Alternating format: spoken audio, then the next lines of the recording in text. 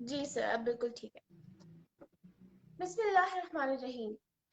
آج جب میں نے فیس بک لاگ ان کی تو مجھے ایک ٹیگ ریسیو ہوا جو کہ استاد دامن کی برسی کے حوالے سے ایک پوسٹ تھی۔ جو پوسٹ آتھر تھے ان کے نام کے ساتھ جالب لکھا ہوا تھا، اور میں نے پوسٹ آتھر سے پوچھا کہ آپ نے اپنے نام کے ساتھ جالب کیوں لکھا ہوا ہے، تو جو جواب مجھے موصول ہوا وہ کافی حیرت انگیز تھا۔ انہوں نے بتایا کہ یہ میرے نام کے ساتھ میں نے نہیں لگایا بلکہ حبیب جالب صاحب نے ہی لگایا ہے۔ وہ کہتے ہیں نا، اگنورینس از بلیسنگ۔ تو یہ بات مجھ پر اس طرح فٹ ہوتی ہے کہ اکثر میں نے سوشل میڈیا پر اپنی اگنورینس میں بہت بڑی بڑی شخصیات سے انجانے میں کیجول طریقے سے بات میں کر دیا کرتی تھی، اور بعد میں جا کے مجھے پتا چلتا تھا کہ میں ایکچولی بات کس سے کر رہی ہوں، بہت بڑی ہستی سے بات کر رہی ہوں۔ تو آج بھی کچھ ایسا ہی ہوا میرے ساتھ، میں ناواقف تھی کہ میں کس بڑی ہستی سے بات کر رہی ہوں، تو بعد میں جا کے مجھے پتا چلا۔ تو آج جس شخصیت سے میں آپ کو ملوانے جا رہی ہوں وہ حبیب جالب صاحب کے سب سے بڑے پوتے ہیں، اور حبیب جالب صاحب کے خاندان کے چشم و چراغ ہیں۔ تو آئیے ویلکم کرتے ہیں سر امر جالب صاحب کو۔ السلام علیکم سر، کیسے ہیں آپ؟ وعلیکم السلام، میں بالکل ٹھیک ٹھاک، اور آپ سب لوگوں کو میری طرف سے سلام۔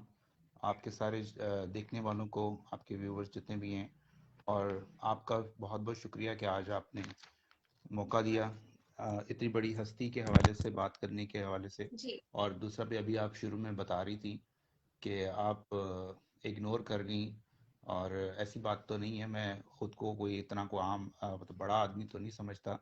ہم جالب صاحب بھی ایک عام آدمی تھے، اور عام آدمی، اور بلکہ جالب صاحب تو آپ کے رشتہ دار ہیں اصل میں، جو لوگ نظریاتی لوگ ہیں، جو ایماندار لوگ ہیں، جو حق سچ کی بات کرنے والے لوگ ہیں، جو پاکستان کی جو سالمیت کے لیے زندگی اپنی گزار رہے ہیں، اور جو پاکستان جو ٹرو پیٹریوٹ ہیں، اور نوجوان نسل جو ہے وہ ہر طبقے کی جس سے ظلم زیادتی ہوتی ہے اصل میں اس کے رشتہ دار ہیں جالب صاحب۔ میرا ان کے ساتھ پلس پوائنٹ یہ ہوا کہ اللہ تعالیٰ نے الحمدللہ اس گھرانے میں پیدا کر دیا۔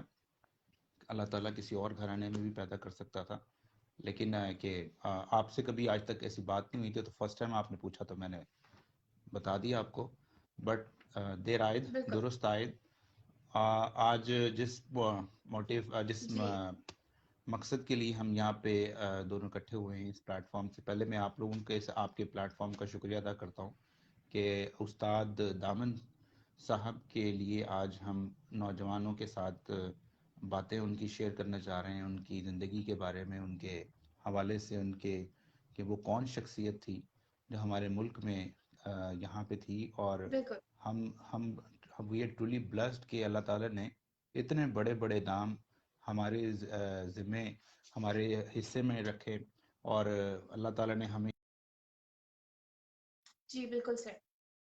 سر ملک میں استاد پاکستان کا جو ملک ہے جنہوں نے استاد ملک دامن کا کے نام بارے میں روشن ہمیں کیا تھوڑا سا پاکستان کا۔ بتائیے، اور استاد دامن اور جی اور حبیب جالب صاحب کے ساتھ ان کا کیا تعلق تھا، اس کے بارے میں بھی ہمیں بتائیے سر۔ میں آپ کو استاد دامن صاحب کی ایک نظم کا منظر اور پس منظر، پہلے میں اس کا پس منظر پہلے نظم سناؤں گا جی پنجابی، سر۔ کیونکہ پہلے تھوڑا سا ان کے بارے میں بریف کر دوں کہ استاد دامن جو تھے وہ بالکل۔ انڈو پاک کے پنجابی کے عوامی شاعروں میں شمار ہوتے تھے، اور انتہائی شفیق، انتہائی سادہ، اور انتہائی جرت مند انسان تھے کہ جنہوں نے حاکم وقت کے سامنے ڈٹ کر مقابلہ کیا، اور اس حاکم وقت کے اس ڈکٹیٹر کے خلاف، اس ظالم کے خلاف کلمہ حق بلند کیا، جس کا نام فیلڈ مارشل ایوب خان تھا۔ یہ وہ دور تھا کہ جب خوف سے پتہ نہیں ہلتا تھا، تو یہ شخص لاہور میں اکیلا ہی مادر ملت کی سپورٹ میں کھڑا تھا، کیونکہ جالب صاحب کے اوپر اس ٹائم پہ ایوب خان کے دور میں ایک جھوٹا نواب آف کالا باغ کے کہنے پہ اٹیمپٹ ٹو مرڈر کا ایک کیس بنا دیا گیا تھا، جو باؤ وارث نظم کے جو ایک نظم جو بڑی مشہور ہوئی۔ دامن صاحب پنجابی کے شاعر تھے، اور انہوں نے اپنی ساری شاعری پنجابی میں کی اور عوامی شاعری کی۔ اب وہ کہتے ہیں: آزادیاں ہتھوں مجبور یارو، اب یہ جو مائگریشن ہوئی ہے نا، اس کے بعد جب تازی مائگریشن ہوئی تو دامن صاحب کو انڈو پاک مشاعرہ میں بلایا گیا.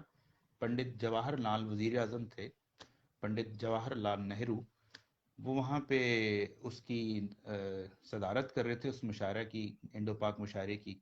اور جب وہ وہاں پہ ان کو بلایا گیا، اب ان کی باری جب آئی تو انہوں نے جو نظم پڑھی وہاں پہ، وہ کچھ اس کے کچھ اشعار یوں ہیں: آزادیاں ہتھوں مجبور یارو، ہوئے تسی بھی ہو ہوئے اسیویاں، لالی اکھیاں دی پئی دس دیے، روئے تسی بھی ہو روئے اسیویاں.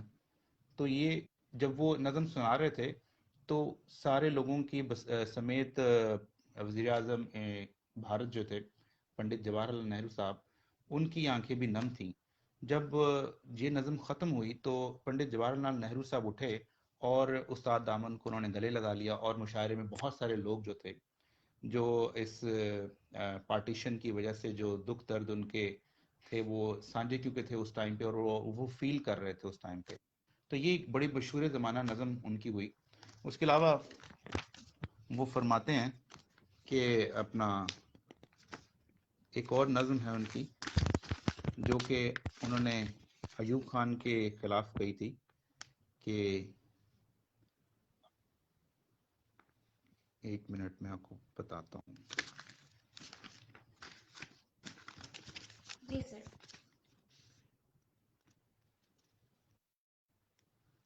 تو یہ اس طرح سے انہوں نے یہ اپنی زندگی ساری گزاری.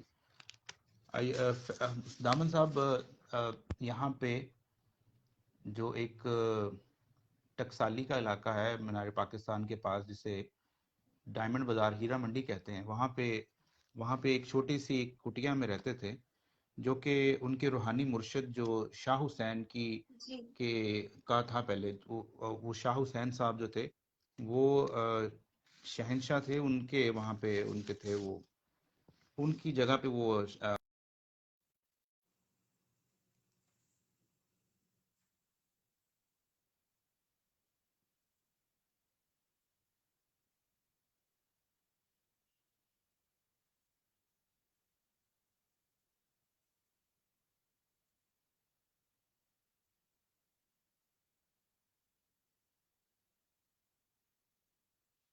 ناظرین، یہاں پہ کوئی ٹیکنیکل ایشو آ گیا ہے ہمیشہ کی طرح، تو اس لیے سر ڈسکنیکٹ ہو گئے ہیں.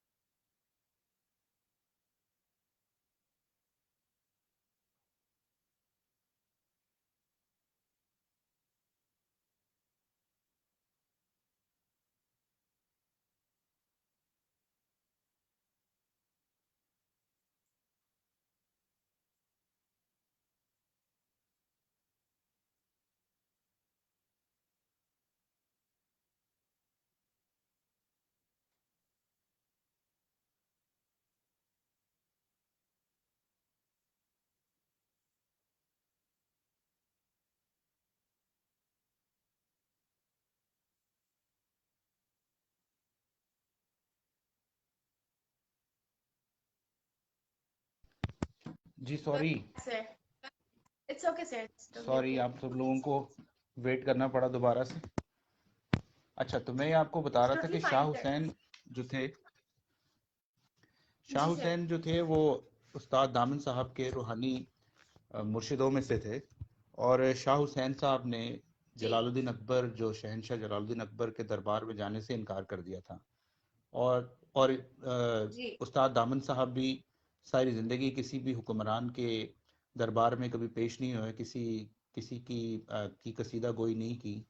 और अपनी ज़िंदगी जिस तरह वैसे ही कस्म जी सर. कुर्सी के आलम में और दरवेशाना ज़िंदगी उन्होंने गुजारी एक छोटे से मकान में, जिसका 80% जो हिस्सा था वो किताबों में भरा रहता था।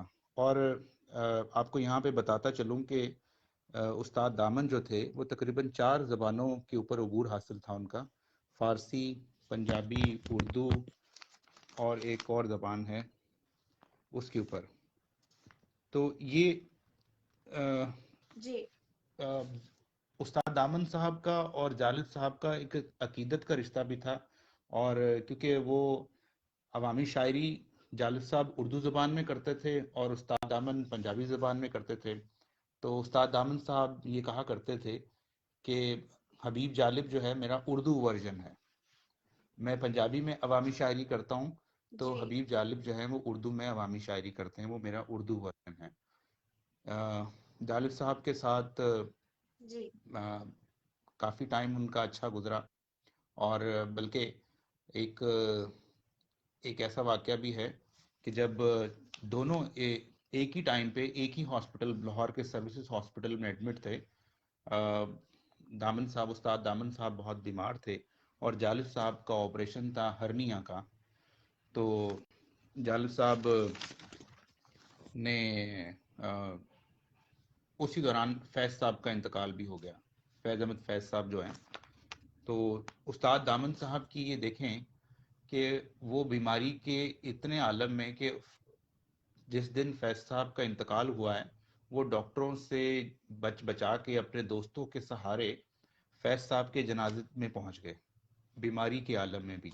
इतना उनका ये वो था, खुद अपना शख्सियत, इतनी खूबसूरत शख्सियत थी वो कि उन्होंने बीमारी बीमारी की परवाह भी नहीं की। और वो फैज़ साहब को लहद में उतारने के लिए, उनका आखिरी दीदार करने के लिए इतना उनके अंदर अल्लाह ताला ने क़ुव्वत पैदा की कि वो सख्त बीमारी के आलम में भी वहाँ चले गए। लेकिन जालिब साहब के क्योंकि ऑपरेशन हुआ हुआ था तो वो बेड से हिल नहीं सकते थे, तो जिसका इजहार जालिब साहब ने बाद में अपनी नज़म में भी किया। फैज़ साहब पे उन्होंने नज़म लिखी कि फैज़ और फैज़ का गम भूलने वाला है कभी, मौत मौत ये तेरा सितम भूलने वाला है कहीं, आखिर आखिर आखिरी बार उसे देख न पाए जालिब, आखिरी बार उसे देख न पाए जालिब, ये मुकद्दर का सितम भूलने वाला है कहीं, फैज़ और फैज़ का गम भूलने वाला है कहीं।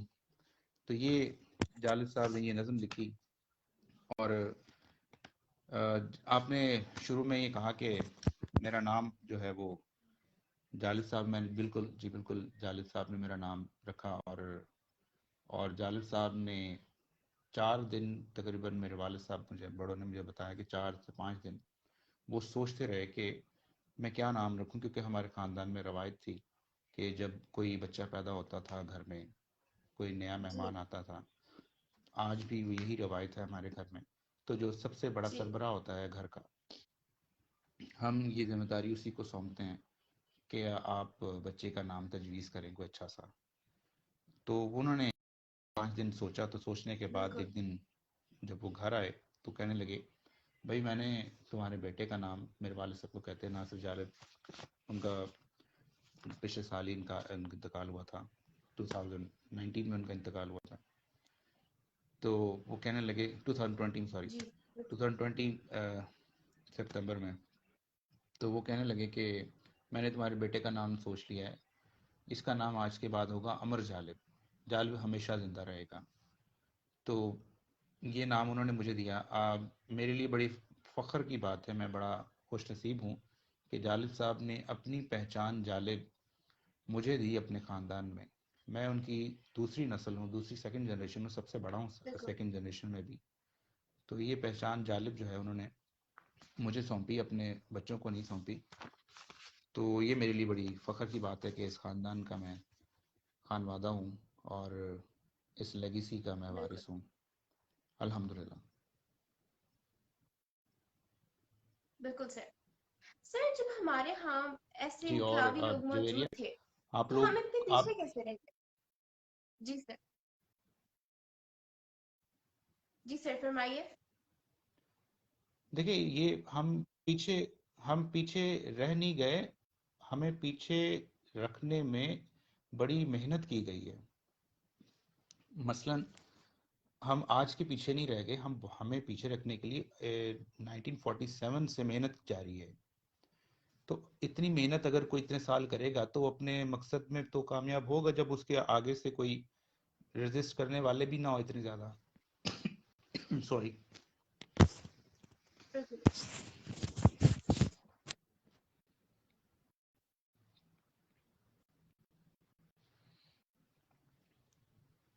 جی سر. تو یہ ایک المیہ ہے پاکستان کے ساتھ، اور جالب صاحب بھی بالکل. اسی وجہ سے جالب بنے.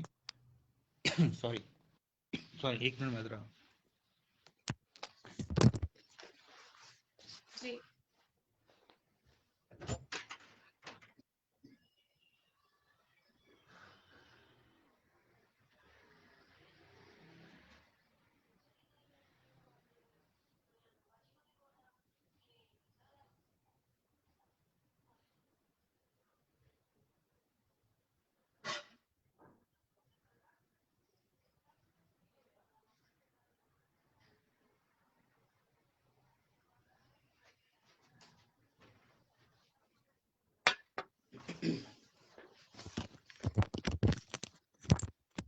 جی سر سوری میم، مجھے میں ذرا یہاں پہ تھوڑا کچھ سا پیش ایشو کرنا چل چاہوں گی رہا ہے آج کل. آپ کی اجازت سے.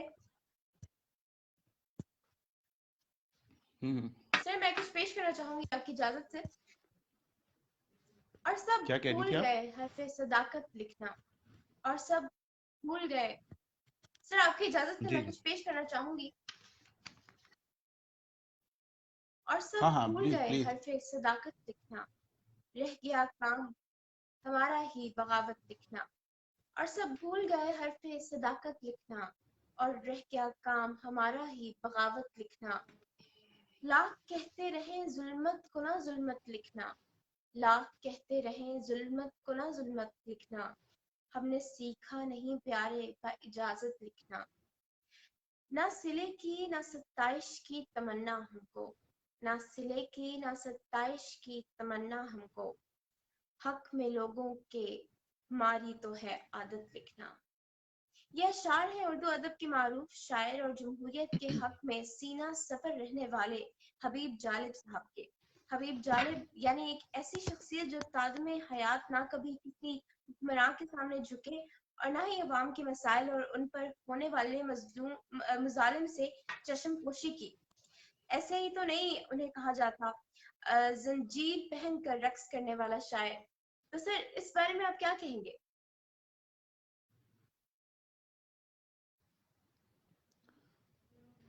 ویل اس کے بارے میں یہ کہوں گا کہ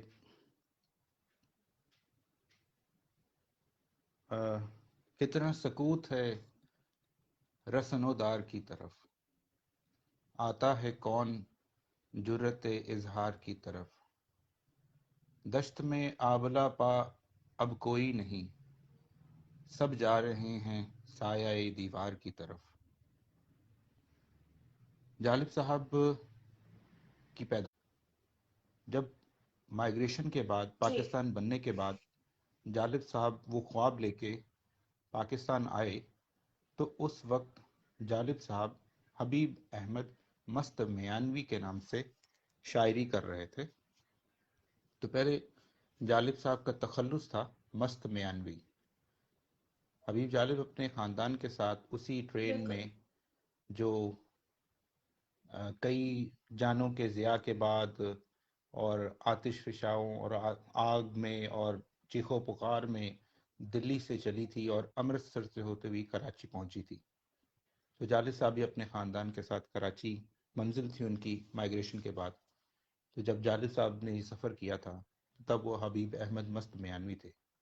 جب یہاں آ کے انہوں نے یہ محسوس کیا پاکستان بننے کے بعد ان کے خواب جو تھے جو وہ دیکھ کے ایک آزاد مملکت، ایک فلاحی ریاست، ایک اسلامی فلاحی ریاست کا خواب دیکھ کر جب وہ پاکستان آئے تھے، ان کے خواب جو ایک ایک کر جی کے ٹوٹنا شروع ہو گئے تھے، تب وہ حبیب احمد مست میانوی سے حبیب جالد بن گئے.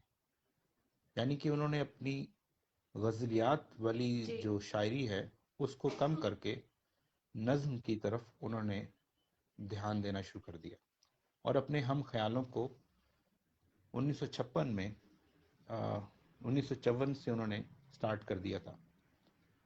تو وہ جب ہم خیالوں کو ڈھونڈتے ہوئے انجمن ترقی پسند مصنفین سے ملے تھے تو اس کے بعد پھر ان کی ملاقاتیں نیشنل عوامی پارٹی کے لوگوں سے ہوئی جو ولی خان اور باچا خان کی پارٹی تھی.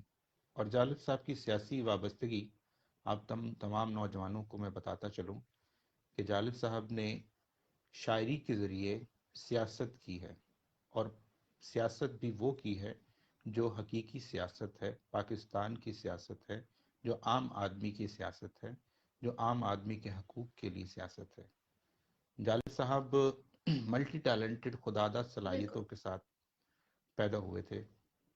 شاعری جو ہے ان کو اس کا جو پہلی دفعہ ان کے استاد محترم نے ان کو چھٹی جماعت میں بتا دیا تھا جب ان کو ایک جملے کے لیے ایک لفظ دیا گیا.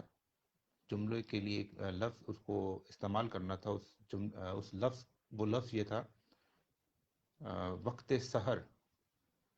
وقت سحر کا جب جملہ بناتے ہوئے جالب صاحب نے شعر بنا دیا تھا کہ وعدہ کیا تھا آئیں گے امشب ضرور وہ، وعدہ شکن کو دیکھتے وقت سحر ہوا.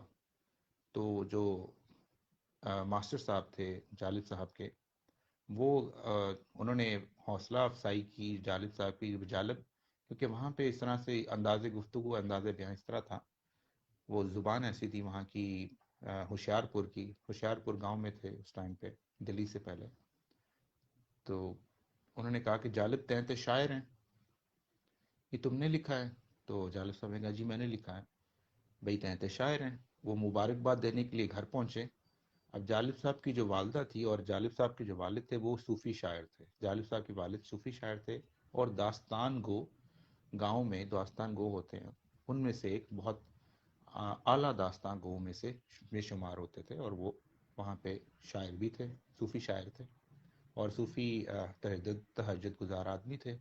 اور جالب صاحب کی والدہ بڑی جلالی عورت تھیں اور وہ ان کا جو تھا مقصد وہ سارا تھا کہ تعلیم جو ہے وہ اپنے بچوں کو دوں تاکہ تعلیم حاصل کرنے والے، ان کے ذہن میں یہ اس وقت یہ تھا کہ تعلیم حاصل کرنے والے جو ہوتے ہیں بچے وہ ایک مقام پر پہنچ جاتے ہیں، ان کو ایک وہ بابو بن جاتے ہیں. وہ اس دور میں اس ٹائم پہ یہ کانسیپٹ تھا ایک.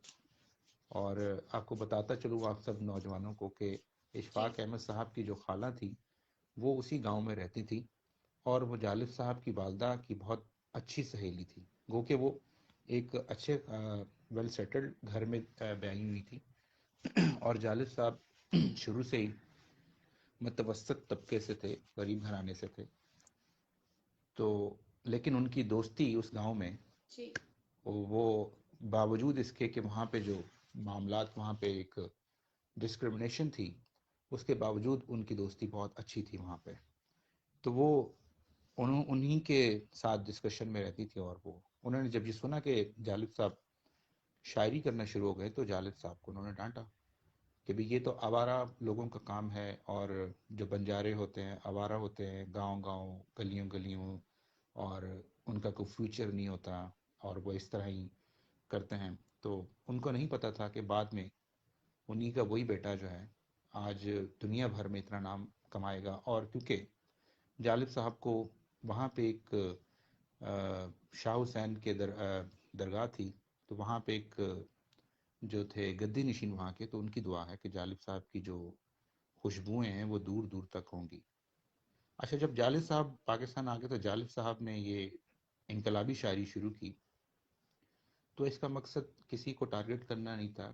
جالب صاحب ہمیشہ ان کی کوشش رہی کہ وہ سب کو ٹریک پہ لے کے آئیں جس مقصد کے لیے پاکستان بنایا گیا تھا، اور اس ٹریک سے ہم پیچھے ہٹ رہے تھے تو وہ اس طرف لانا چاہتے تھے. وہ اصلاح کرتے تھے شاعری سے اپنی سیاستدانوں کی، اور جو لوگ پیٹریوٹ تھے اور جو لوگ پریٹینڈ کرتے تھے پیٹریوٹزم کا اس ٹائم پہ.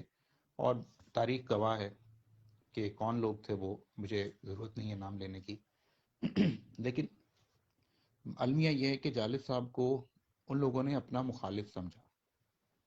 اگر جالب صاحب کی باتیں، چونکہ بعد میں ان کو احساس ہوا کہ جالب جو بات کر رہے تھے وہ بالکل ٹھیک کر رہے تھے بات، ہم سے یہ غلطی ہوئی ہے، تو بعد میں وہ ادراک بھی کرتے رہے.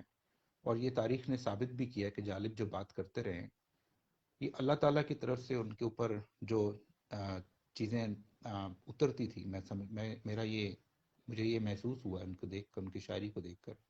یہ شاعری جو ہے اتنی آسان الفاظ میں اور ڈائریکٹ الفاظ میں، ڈائریکٹ انداز میں عام آدمی کی بات کرنا شاعری میں، یہ بہت مشکل کام ہوتا ہے. اور یہ خوددادہ صلاحیت ہی ہوتی ہے جو اللہ تعالیٰ کی طرف سے ان کو جی عطا بالکل. تھی. اور آواز بھی ان کو اللہ تعالیٰ نے اچھی دی تھی کہ وہ اپنے پرسوز ترنم میں جو بات ہوتی تھی وہ ڈائریکٹ پہنچا دیتے تھے، اور وہ لوگوں کے دلوں میں ہو جاتی تھی. اور آپ کو بتاتا چلوں کہ جالب صاحب اسی وجہ سے 35 سال تک ان کا پاسپورٹ ضبط رہا.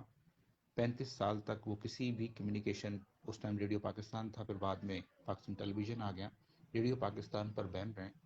اور کسی اخبار میں ان کی نظم، ان کے بارے میں خبر لگانا بھی ٹائم پہ بہت جی بالکل. جرت کی بات ہوتی تھی. تو لوگ جو ہے وہ اخبارات والے بھی گھبراتے تھے لگانے کے. لیکن ہاں، اخبار والے جو صحافی ہوتے تھے وہ نظم جالب صاحب کی لکھ کر، ان سے سن کر، کہیں بھی سنتے تھے ان جلسے میں کسی جگہ پہ، وہ سن کر وہ انڈیا بھیج دیتے تھے یا کہیں اور بھیج دیتے تھے، وہاں سے چھپوا کے، وہاں پہ چھپوا کے تو وہاں لے آتے تھے. اور جالب صاحب کے بارے میں ایک اور چیز میں آپ کو بتاتا چلوں انفارمیٹو، کہ جالب صاحب زندگی میں 7 بار جیل گئے ہیں، ایوب خان کے دور سے لے کر ذوالفقار علی بھٹو کے دور تک. یعنی کہ جمہوری حکومت میں بھی حبیب جالب صاحب نے جیل کاٹی ہے، اور جیل کاٹی بہت اچھی خاصی، 14 ماہ کی جیل جمہوری حکومت میں کاٹی ہے. تو جالب صاحب کہتے تھے کہ اتنی اذیت مجھے ڈکٹیٹرز نے نہیں دی جتنی اذیت مجھے میری جمہوری حکومت نے دی ہے. تو یہ ایک اور دوسری بات جی میں آپ لوگوں کو بتاتا چلوں کہ ریونج جو ہے جالب صاحب نے کبھی کسی سے نہیں لیا. جب وہ اقتدار میں تھے تو ان کی اصلاح کے لیے ان کے خلاف، ان کے جس راستے پہ چل رہے تھے ان کے خلاف بات کرتے تھے، لیکن ریونج کبھی نہیں لیا. یہ جالب صاحب کی خاصیت رہی ہے کہ جی آپ لوگوں کو یہ چیزیں میں اس وجہ سے بتا رہا ہوں تاکہ آپ اپنی زندگی کے اندر جالب صاحب کے جی. جی حوالے سے جانیں، ان کو اپنی زندگی میں، اپنی لائف میں، اپنی پرسنالٹی میں اس کو امپلیمنٹ کریں. کیونکہ میرا مقصد بھی یہی ہے کہ آپ جیسے نوجوانوں تک یہ بات جو ہے بالکل. وہ پہنچائی جائے، تاکہ آپ لوگوں کی کریکٹر بلڈنگ ہو سکے، جو کہ 75-80 جی سال سے ہماری نہیں ہو سکی، جو ہمیں کرنی چاہیے تھی. تو جالب صاحب بالکل. نے بالکل سر. بالکل اصلاح کی ہے. اور 7 بار جیل، میں نے آپ کو بتایا جیسا کہ پہلی دفعہ جیل گئے، اور 7 جی دفعہ ہی جب وہ جیل گئے تو 7 کی 7 دفعہ ہی ایک کتاب لکھ کر لے کر آئے. جیل میں ہی انہوں نے اپنی 7 کتابیں مرتب کی. اور بعد میں جب وہ جیل سے نکل کے آتے تھے باہر تو وہ جو بھی جس طرح سے بھی وہ کلیکٹ کر کے لاتے تھے چیزیں، کسی سگریٹ کی پنی پہ لکھا ہوا ہے کوئی شعر، کسی کاغذ پہ لکھا ہوا ہے. کاغذ بھی کبھی کبھار مل جاتے تھے، جیلر دے دیتے تھے، کبھی کبھار نہیں دیتے تھے تو کوئلے سے بھی لکھتے تھے. تو اس طرح سے انہوں نے اپنی کتابوں کو مرتب کیا. ہر بار جیل گئے اور ہر ایک کتاب وہ نئی لے کر بالکل. واپس آئے. تو ایوب خان کے خلاف بالکل. پہلی شورا جی پاک نظم جو ہے وہ ان کی دیپ جس کا محلہ تھی میں جلے، چند لوگوں کی خوشیوں کو لے کر چلے، وہ جو سائے میں ہر مصلحت کے پلے، ایسے دستور کو صبح بے نور کو میں نہیں مانتا، میں نہیں جانتا. یہ وہ شورا آفاق نظم ہے جو جالب صاحب کا آئیکن بنی، اور ہم تو بالکل. اس نظم کو ترانہ جمہوریت سمجھتے ہیں.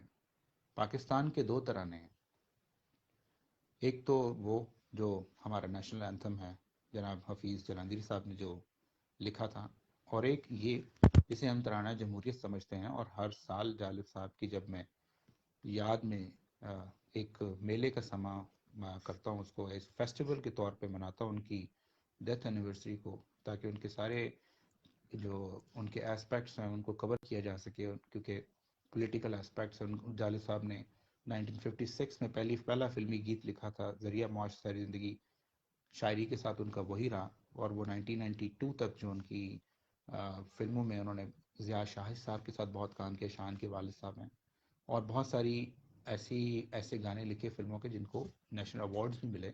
اور آپ دیکھیے کہ جالب صاحب نے پنجابی شاعری بھی کی، تقریباً کو 20-22 کے قریب پنجابی نظمیں بھی لکھی ہیں جو، اور اردو شاعری اور فلمی گیت، ان سب میں جالب صاحب نے اپنا وہ جو ان کا تھیم تھا اس کو نہیں چھوڑا، اور وہ اپنے مقصد سے نہیں ہٹے۔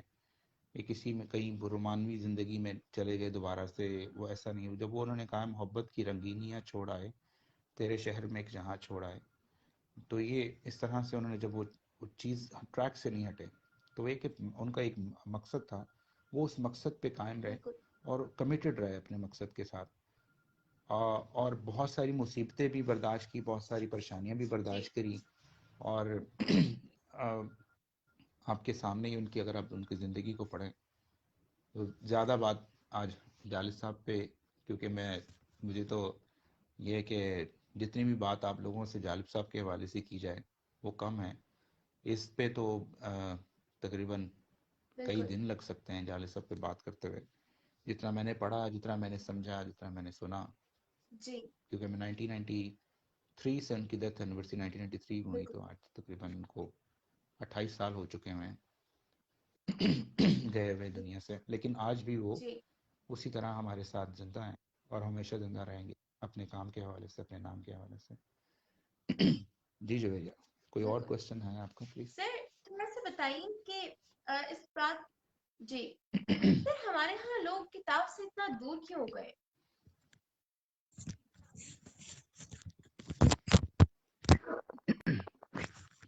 جویریہ، یہ کتاب سے دور، میرے خیال میں جو ایوالو ہوا ہے نا، جو ایولیوشنز آئی ہیں، یہ جو ہمارا سوشل میڈیا ہے، جیسے ہم ڈیجیٹائز ہو گئے ہیں، اور کتاب سے دور ہمیں بہت ساری، میں آپ کو پہلے بتا چکا ہوں کہ بہت ساری محنت کی گئی ہے ہمیں خراب کرنے میں۔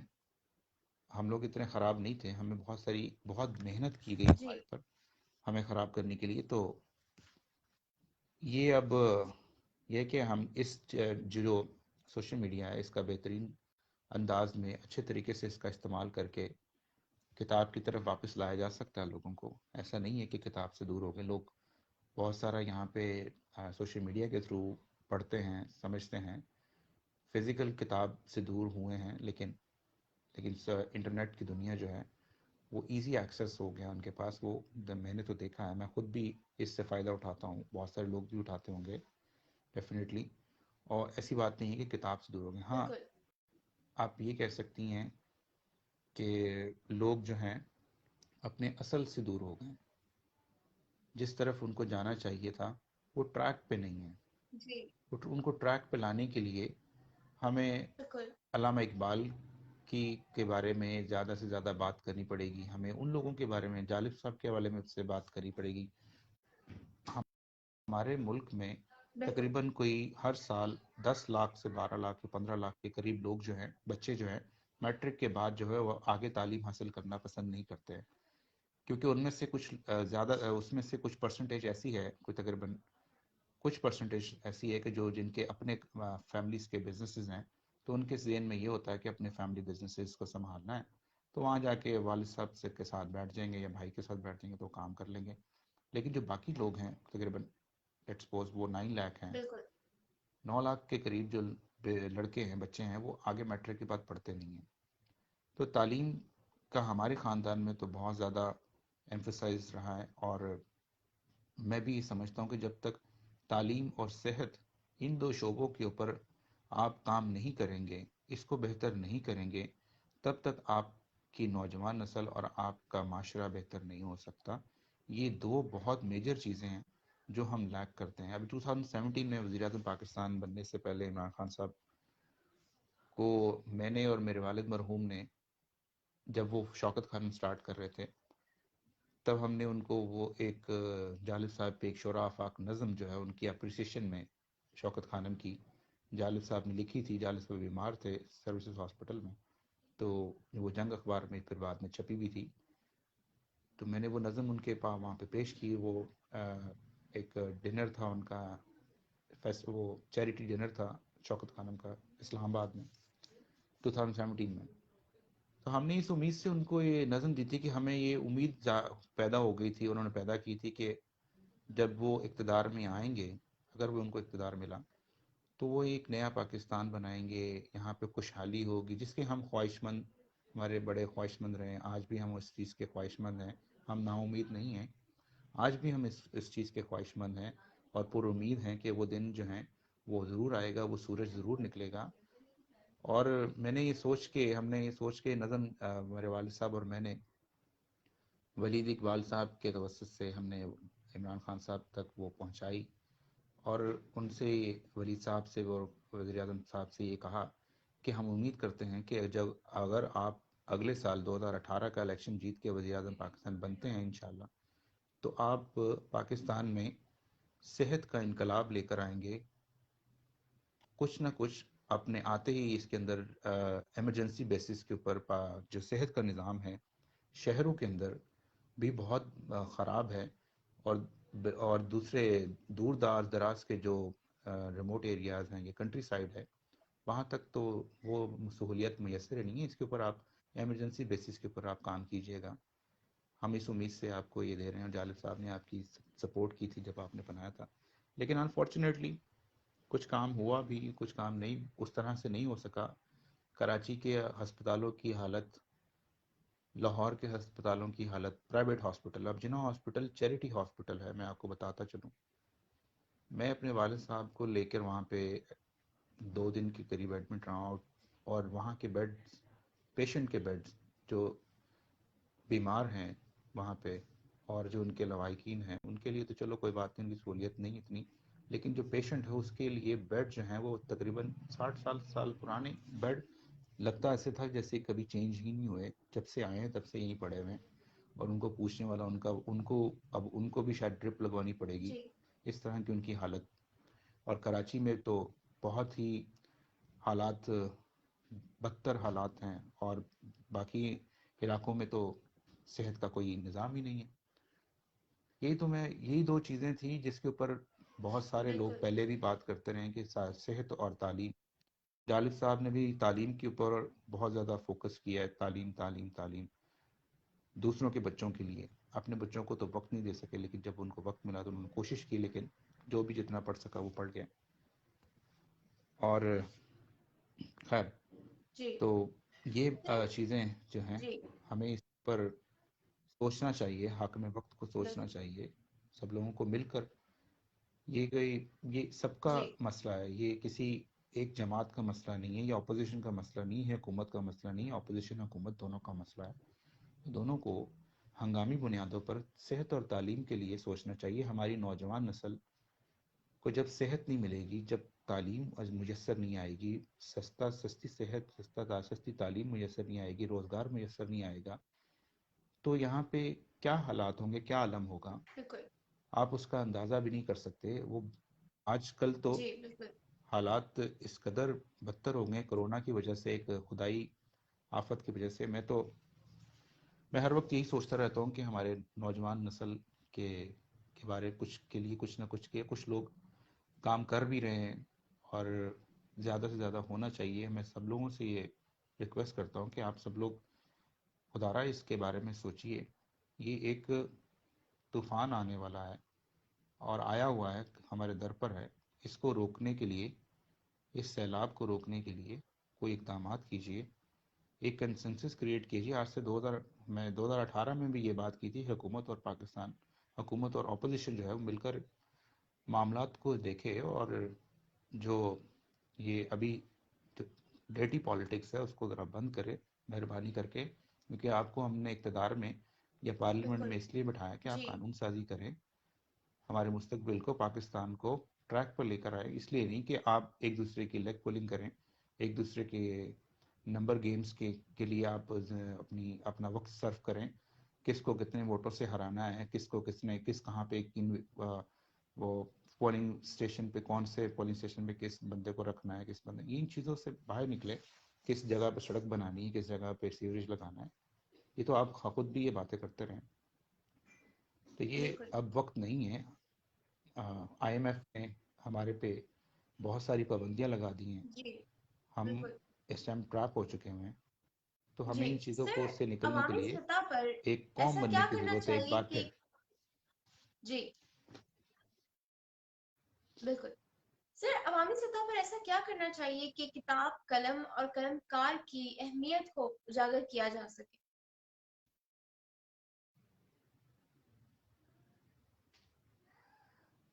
جی جی، کنٹینیو۔ جی سر، ہلو۔ میرا سوال ہے کہ عوامی سطح پر ایسا کیا کیا جائے کہ کتاب، قلم اور قلم کار کی اہمیت کو اجاگر کیا جا سکے؟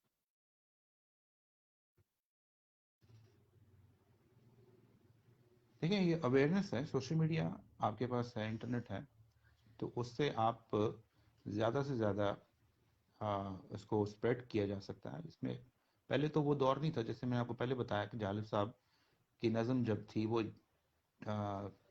سنتری سنتا تھا، پھر وہ جیلر تک پہنچتی تھی، پھر جیلر سے وہ چوک میں پہنچتی تھی، چوک سے وہ شہروں میں پہنچتی تھی، شہروں سے وہ ملکوں میں پہنچتی تھی، تو اس ٹائم پہ تو اتنی کمیونیکیشن نہیں تھی تیز، اب تو کمیونیکیشن بہت زبردست ہو چکی ہوئی ہے، تو اس کو ہمیں اس کا فائدہ اٹھا کے یہ پیغام جو ہے زیادہ سے زیادہ نوجوان نسل تک پھیلانا چاہیے، ان کو بتانا چاہیے کہ وہ ٹک ٹاک والی جو چیزیں ہیں اس کو اچھے طریقے سے استعمال بھی کر سکتے ہیں، ایسی بات نہیں ہے، ٹک ٹاک کو ہم پازیٹیولی بھی استعمال کر سکتے ہیں، ضروری نہیں ہے کہ ہم ٹک ٹاک کو ولگر چیزوں کے لیے یا دوسرے بالکل جو ہماری روایت کے بالکل خلاف ہے ان چیزوں کا استعمال کریں، ہم اس کو پازیٹیولی یوز کر سکتے ہیں۔ میرے خیال میں تو ہم یہ انٹرنیٹ جی کو اور کمیونیکیشن جو سر، ہماری آج کل ہیں ان کو، بالکل ان چینلز کو یوز کر کے بہتر طریقے سے اس سر، کو کیا کر سکتے سرحدوں ہیں۔ جی سر، کیا سرحدوں کی تقسیم ہونے سے ادب بھی تقسیم ہو جاتا ہے؟ نہیں نہیں نہیں، ادب تقسیم نہیں ہوتا، ادب جو ہے اس کی کوئی سرحد نہیں ہوتی، وہ سب کا ہوتا ہے، اور جالب صاحب سب کے ہیں، کیونکہ جالب صاحب انٹرنیشنل فیم ہے اور فیض صاحب سب کے ہیں، تو ایسی بات نہیں ہے کہ کوئی ادب جو ہے اس کی کوئی باؤنڈری نہیں ہے۔ بالکل سر، آپ کا اپنی پوسٹ میں مجھے ٹیگ کرنا اور مجھے اس قابل سمجھنا کہ میں آپ کی پوسٹ کو پڑھوں، یہ آلریڈی میرے لیے ایک بہت بڑا اعزاز ہے، اور کجا یہ پروگرام جو کہ پہلے سے شیڈول نہیں تھا اور پہلے سے پلان نہیں تھا، لیکن پھر بھی آپ نے میری درخواست پر مجھے عزت بخشی۔ سر، میں آپ کے لیے آپ کی بہت شکر گزار ہوں، اور آپ کی شفقت کو نہیں بھول سکوں گی کبھی بھی۔ تو sir, thank you so much for coming. نہیں ایسی بات نہیں ہے جویریہ، آپ ینگسٹر ہو، آپ ینگ ہو، تو مجھے تو بہت خوشی ہوئی کہ آپ تک، میرا تو مقصد ہے کہ آپ تک جالب صاحب کا پیغام پہنچے، آپ تک وہ باتیں چیزیں پہنچیں جو جس کے بارے میں آپ نے صرف سن رکھا ہے اور تھوڑا بہت سن رکھا ہے، اس کے بارے میں آپ کو ڈیٹیل چیزیں جی نہیں ابھی اتنی زیادہ پتہ، کیونکہ میں بھی سیکھ رہا ہوں، تو مجھے جتنی چیزیں مجھے پتہ ہیں، میری بالکل کوشش یہ ہوتی ہے کہ میں آپ تک پہنچاؤں، اور یہ میری کوشش جاری رہے گی انشاءاللہ تعالیٰ۔ اللہ تعالیٰ سے دعا ہے جی کہ میں اور آپ اس طرح سے بالکل سر، ملٹیپلائی ہوں گے۔ میں یہ سوچتا ہوں کہ اگر میں 10 لوگوں کو بھی اس بات پہ قائل کرنے کے لیے تیار کر گیا تو میرے لیے بڑی اچیومنٹ ہوگی، میں اس کو اپنی اچیومنٹ سمجھوں گا، اور جی اللہ تعالیٰ سے دعا ہے کہ بالکل سر، ہم دونوں اور ہم جیسے کئی اچھے کاموں کے لیے ایک اچھے کردار کے ساتھ معاشرے کو بہتر بنائیں اور اپنی سوسائٹی کے لیے کام بالکل کریں۔ جب تک معاشرہ اچھا نہیں بنے گا تب تک حکمران اچھے جی نہیں آئیں گے، تو پہلے سب سے پہلے ہمیں اپنے آپ کو بدلنا ہے، بالکل سر. پھر ہمیں کسی کے بارے میں بات کرنی ہے. جی بالکل سر. بالکل سر. آپ کی اجازت سے سر پروگرام کا اختتام حبیب جالب صاحب کی ہی کچھ شعروں سے کرنا چاہوں گی.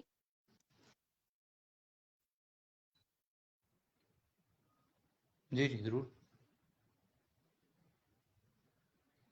بک جائیں جو ہر شخص کے ہاتھوں سر بازار، بک جائیں جو ہر شخص کے ہاتھوں سر بازار. ہم یوسف کنا ہیں نہ ہم لالو گوہر ہیں، ہم یوسف کنا ہیں نہ ہم لالو گوہر ہیں.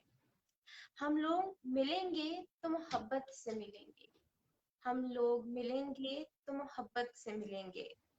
ہم نزہت مہتاب ہیں، ہم نور سحر ہیں. اپنا خیال رکھیے گا. اجازت چاہتی ہوں. اللہ حافظ. Thank you. اللہ حافظ.